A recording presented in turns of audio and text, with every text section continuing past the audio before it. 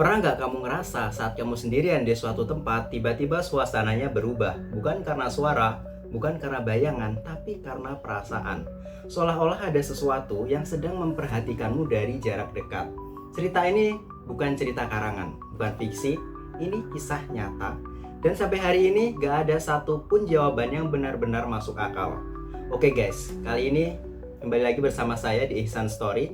Kali ini saya akan menceritakan sebuah kisah yang sampai saat ini masih jadi tanda tanya. Namanya Elisa Lam.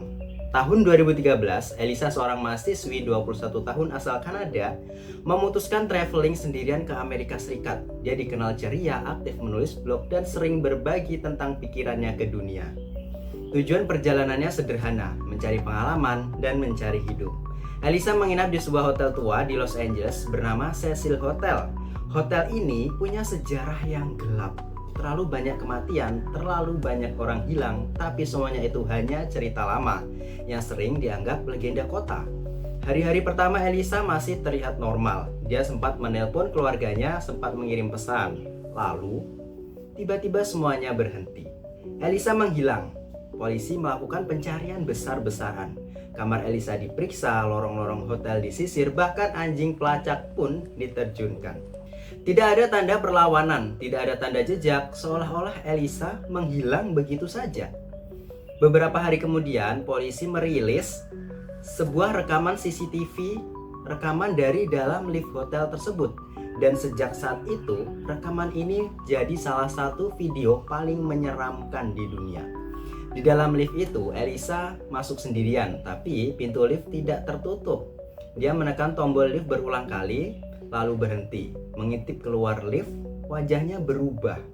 Bukan wajah bingung, tapi wajah orang yang sedang melihat sesuatu yang seharusnya tidak dia lihat. Elisa keluar dari lift, melihat ke kanan dan ke kiri, lalu masuk kembali. Tangannya mulai bergerak aneh, seperti menunjuk, seperti berbicara, seperti sedang berhadapan dengan seseorang. Padahal kamera tidak merekam siapapun. Gerakannya makin tidak beraturan, kadang cepat, kadang lambat.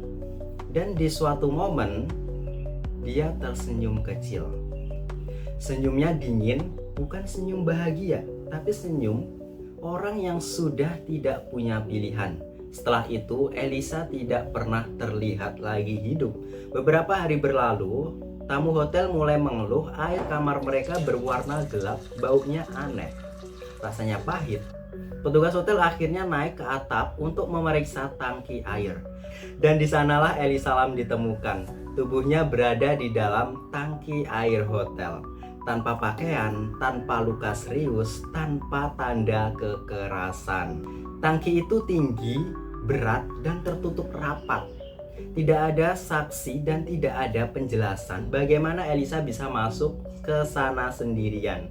Polisi menyimpulkan ini adalah kecelakaan.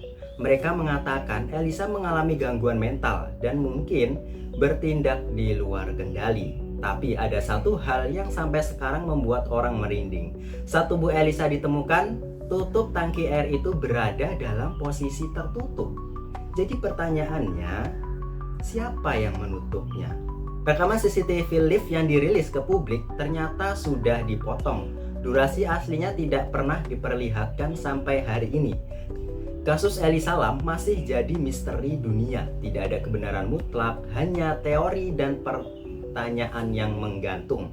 Kadang yang paling menyeramkan bukan tentang hantu atau makhluk tak kasat mata, tapi tentang kebenaran yang hilang bersamaan dengan nyawa manusia. Jadi menurut kamu, apa yang sebenarnya Elisa lihat di dalam lift malam itu? Tulis pendapat kamu di kolom komentar dan jangan lupa subscribe.